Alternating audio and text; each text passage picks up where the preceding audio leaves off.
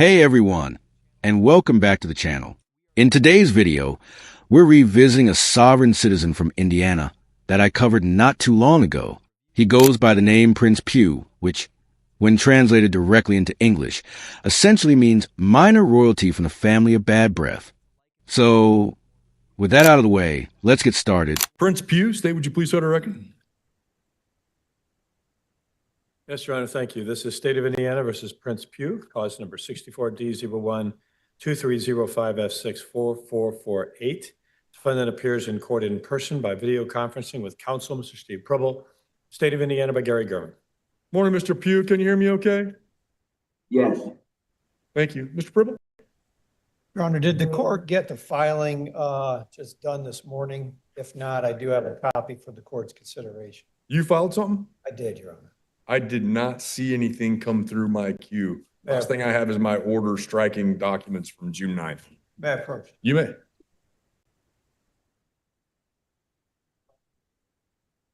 Okay. Yeah, Mr. Pew, it looks like your attorney has requested permission to withdraw from the case. Upon Mr. Pew's request, Your Honor. Okay. All right.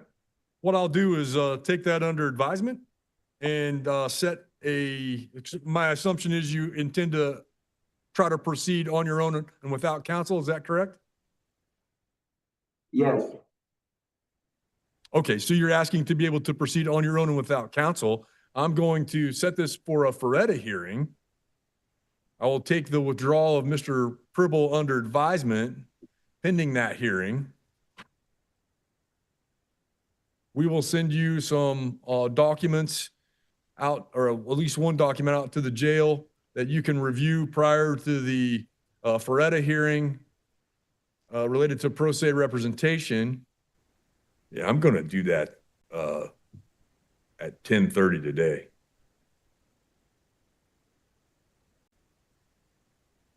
Mr. Pribble, you don't need to be present for it.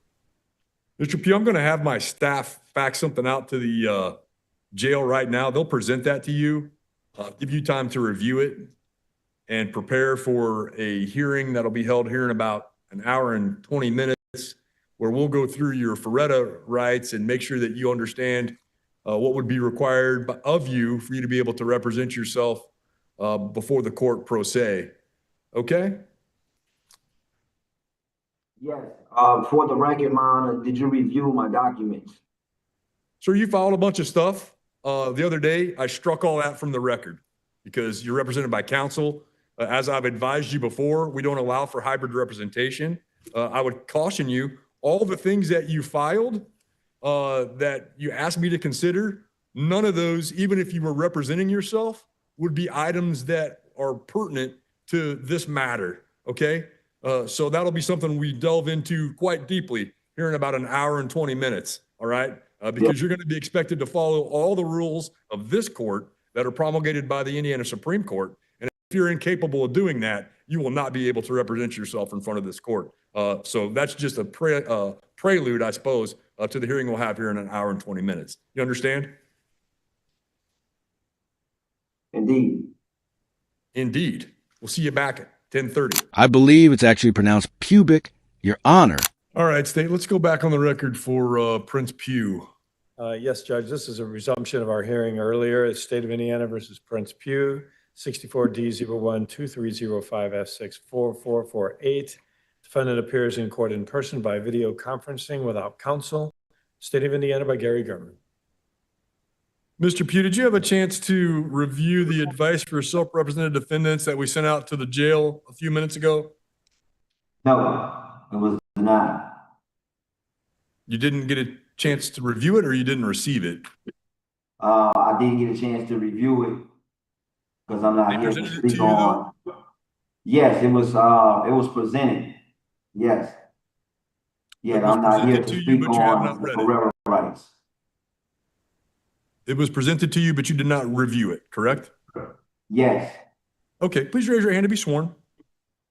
I take no other oaths beyond allegiance to the United States of America Republic. All right, sir. Well, you have to swear in to participate in a Faretta hearing. Please raise your right hand to be sworn. Yes, I take no other oaths beyond the United States of America Republic. I'm not a Mr. Pugh? resident or I'm not a U.S. citizen, respectfully. Right. Mr. Pugh, if you don't swear in, I can't even conduct a Faretta hearing. And if you refuse to swear in and you won't go through the Faretta hearing, then there's no way you could represent yourself. So, I mean, if you can't even acknowledge that you're under oath and that you're telling the truth, then there's no purpose for us to even proceed further. I can just deny your request to proceed pro se, deny Mr. Yes. Pribble's Well, I motion object, to Your withdraw, Honor. I object, Your Honor, and go from respectfully. there. I only take an oath to the United States of America Republic. Well, sir, let me go through the oath with you and see if it's one that you're willing to take. But what I would need you to do is raise your right hand to be sworn. And then Okay? what I would say to you is, do you swear or affirm to tell the whole truth and nothing but the truth? Yes. Okay. All right. So for the record, what is your true legal name? Prince Pugh Bay. Okay. Is there an initial or a middle name? Now comes the respondent, Prince Pugh Bay, a national citizen through the United States of America Republic, a sovereign government that has its own jurisdiction. Okay. I will note your refusal to give me your true legal name for the record. It appears that you are either unwilling or incapable of acknowledging your legal identity. Are you currently I under the object. influence of any alcohol or drugs? I object. The full legal name was just given, Prince Pugh Bay, on the record for the record. Yeah. I think he spells Bay, B-E-Y. Yes, correct. I believe that you have a middle name, sir. Yes, D. Okay. Well, why didn't you say that before? Prince D. Pugh Bay. I believe it's actually pronounced pubic, Your Honor. And is Bay a name given to you by on your birth certificate or by Yes. birth, or was it something that was a legal name change, something of that nature? No. It's my full name that's on my certificate of live birth. Okay. And tell me more about your certificate of live birth. My certificate of live birth is a birth right and customs of the United States of America Republic by me being a full-blooded Cherokee Indian. Okay. So the moniker or suffix Bay, B-E-Y, is not part of your legal name, correct?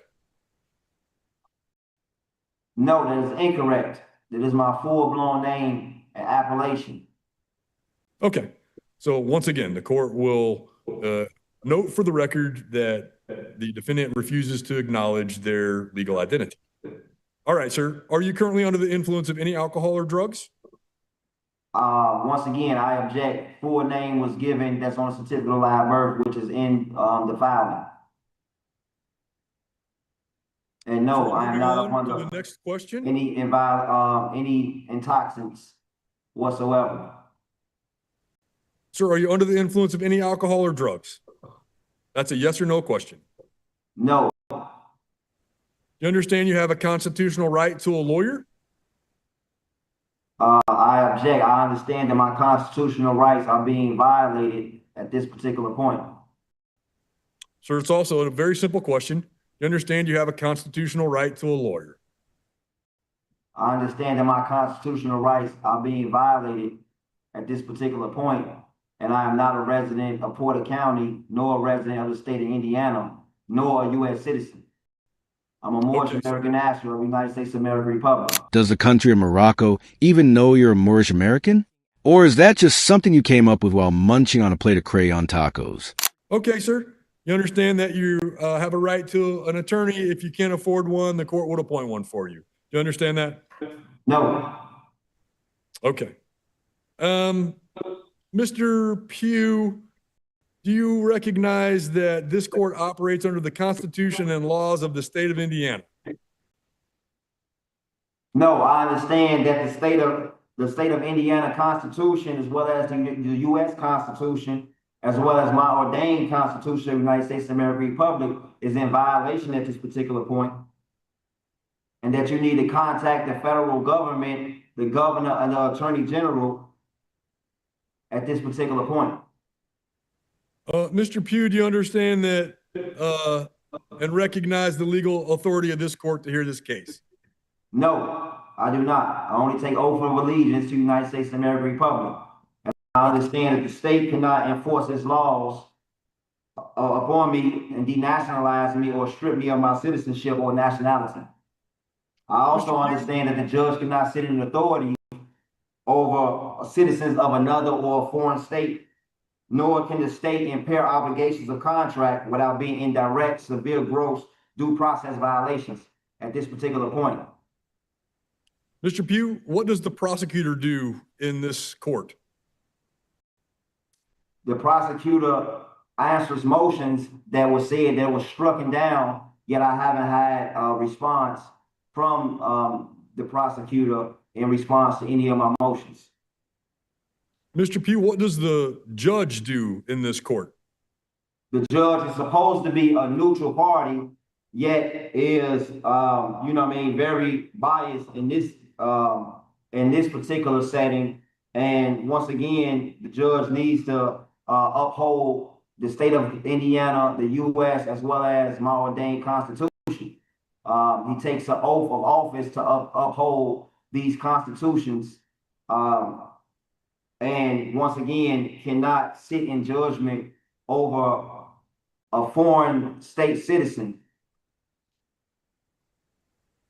Mr. Pugh, tell me about the separation of powers in Indiana. The separation of power is supposed to be, once again, within the peace treaty. The state of Indiana, as well as the U.S. Constitution, is supposed to work in a bilateral treaty with the United States of America Republic. I'm not sure if any party of interest is aware of the bilateral treaties that we have. Mr. Pugh, you understand that if you represent yourself in this court, you'll be held to the exact same standard as a licensed attorney? No, I understand that I reserve all of my constitutional rights of the United States of America Republic. Once again, for the record, I am not a resident of Porter County, nor a resident of the state of Indiana. I'm a Moorish American national of the United States of America Republic. Mr. Pugh, you understand that in the course of you representing yourself, the court cannot and would not give you legal advice to help you try your case? Yes, I understand that I would not be in need of any counsel coming from this appellate court in this particular case or no case at all. I'm a Moorish American foreign national of the United States of America Republic, and I have the constitutional right to represent myself pro se with any of my filings and any of my motions, and they must be heard. Mr. Pugh, you understand that criminal trials in this state are governed strictly by the Indiana Constitution, by statutes that are passed by our legislature, by the Indiana criminal rules, by the Indiana rules of trial procedure, by the Indiana rules of evidence, and other Indiana rules that are promulgated by our Supreme Court? No, I am not a resident of the state of Indiana, nor a resident of Porter County. I understand that the statutes, the codes, the ordinances of the state of Indiana do not apply to me. Neither can the court have original jurisdiction. Only federal courts in cases where foreign state citizens and American Indians can obtain original jurisdiction. Well, someone might want to inform courts all across America of that, because they prosecute foreign nationals and Native Americans every day for crimes they're accused of committing while in the United States. You understand that if you intend to introduce documents or witness testimony, that you must do so by following the Indiana rules of evidence? No. Once again, I am not a resident of the state of Indiana, nor a resident of Porter County. I understand that the statutes, the codes, the ordinances of the state of Indiana do not apply to me. Neither can the court obtain original jurisdiction. Only federal courts in cases with foreign state citizens and American Indians. You understand that if you don't know how to lay foundation, that your evidence would likely be excluded? No. You understand that if the state introduces evidence you believe to be improper, that you would have to object using a specific legal basis found in the rules of evidence? No. Once again, I am not a resident of the state of Indiana. Statutes, codes, rules, and regulations do not apply to me. I'm a foreign state national of the United States of America Republic. I only take oath of allegiance to the United States of America Republic Constitution. Mr. Pugh, do you agree to be bound by and conduct your defense strictly according to the Indiana Constitution, the statutes of Indiana, the Indiana criminal rules, Indiana rules of criminal procedure, Indiana rules of evidence, and other applicable rules for criminal matters? No. Once again, I am not a resident of the state of Indiana. The code, statutes, rules, and regulations do not apply to me. To enforce me to obligate would be a breach of trust and a breach of fiduciary duties of obligations and duties, as well as a breach of contract according to Article 1, Section 10 of the Constitution. And I reserve all of my constitutional rights of the United States of America Republic. Mr. Pugh, you understand that if there was a trial held in this matter, that I might make rules on objections and rulings on motions. Do you agree to respect and abide by the rulings, even if you disagree with the court's rulings? No. Once again, the code, statutes, rules, and regulations do not apply to me. What the court needs to do is contact the federal government, the governor or the attorney general of the state of Illinois. Because right now, the state of Illinois, the state of Indiana Constitution, as well as the U.S. Constitution, is in violation at this particular point. Sir, will you refrain from raising legal arguments, filing motions, or making statements to the jury that rely on jurisdictional theories, commercial law, or alternative legal codes not recognized by the state of Indiana? No, I will, because I cannot be denationalized and I cannot be denied citizenship. The only thing that I'm here to discuss is the treaty and the treaty that we have. So no, that would not be something that I will do. All of my motions are to be heard within the court and to be responded to by the plaintiff. All right, Mr. Pugh, I must advise you that in my professional opinion, it's almost always unwise to represent yourself in a criminal matter. In this case, you're facing a level 6 felony, which carries a possible sentence of 6 months to 2.5 years in prison, and then an additional charge for resisting law enforcement, Class A misdemeanor, which carries an additional sentence of up to a year in jail. You understand the potential penalties you're facing here? Respectfully, my honor, the counselor manual, page 61, is in violation because no one has contacted my counselor. And, you know, with that, it's a supreme violation of my political and constitutional rights. Once again, resulted in a breach of trust, a breach of fiduciary duties and obligations, according to Article 1, Section 10 of the Constitution. Was once again, I reserve all of my constitutional rights in the United States of America Republic. So I demand at this particular time, my honor, respectfully, for a constitutional review to avoid due process and constitutional civil rights violations, as well as my civil liberties, respectfully. Mr. Pugh, you realize that a trained lawyer could identify your defenses, constitutional violations that you might miss, and that not having a lawyer could result in a severe disadvantage to you under these circumstances? No, this is where the judge, being a neutral party, is to uphold and make sure that my constitutional rights are not being in violation. I also demand that without proof of jurisdiction, the court cannot proceed, and I demand for dismissal of this case for lack of jurisdiction for the record. Okay, we'll deny your motion to dismiss, sir. Firstly, it's not done in writing. Secondly, you are represented by counsel still in this matter because I haven't made a determination about your counsel, and we don't allow hybrid representation. And thirdly, there's no basis in law for your motion to dismiss. Well, I object to any counsel entry on behalf of any merits on the record for the record.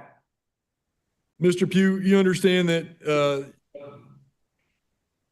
you're under severe disadvantage if you choose to represent yourself and you don't follow the strict rules that this court would require you to follow.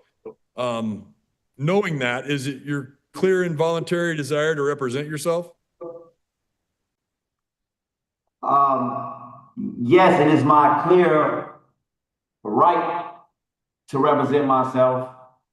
And no, once again, the code, statutes, rules, and regulations do not apply to me, so I do not acknowledge any rules of the court that would mandate me not to be able to represent myself as I see fit.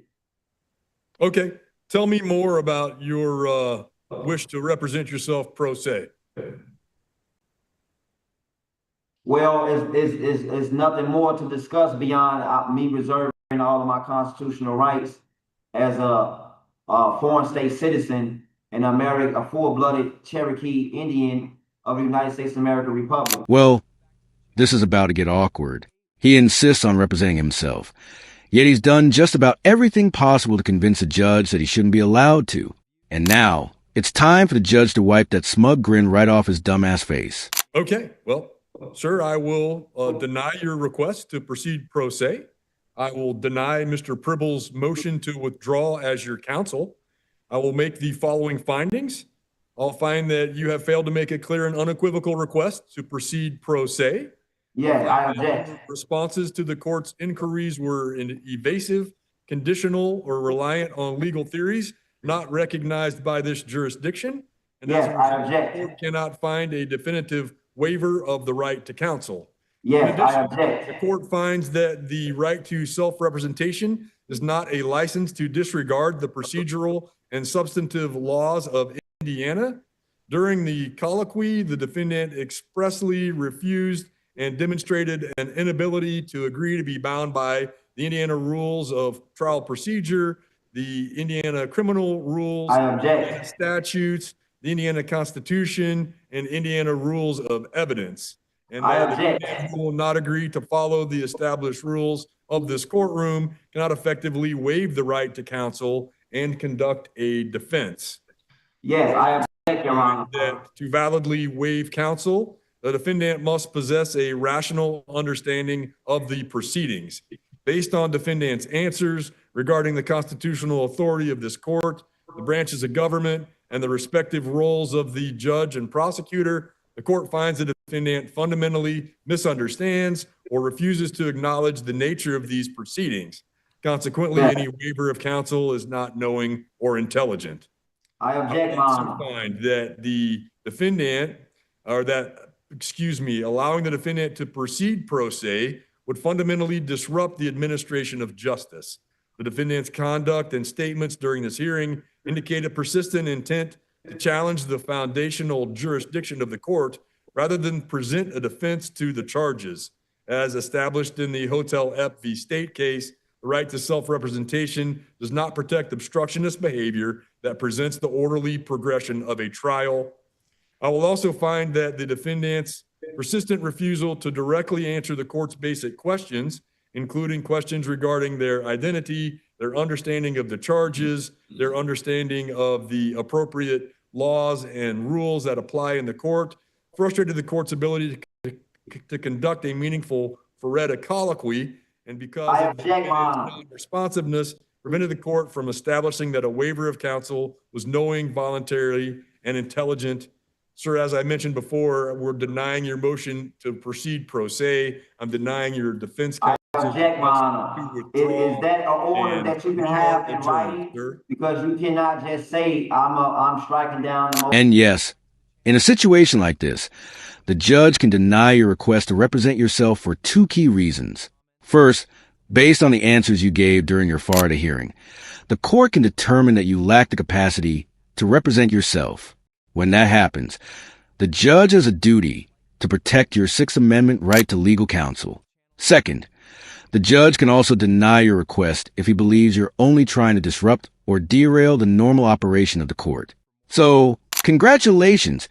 You just lost your right to self-representation, and you have nobody to blame but yourself. Alright guys, that's the end of today's video. But somehow, I have a feeling this won't be the last time we see Prince Dumbuck back in court. If you enjoyed the video, be sure to hit the like button. If you didn't, hit the dislike button. Either way, don't forget to leave a comment below and subscribe with notifications turned on so you never miss any of my future content.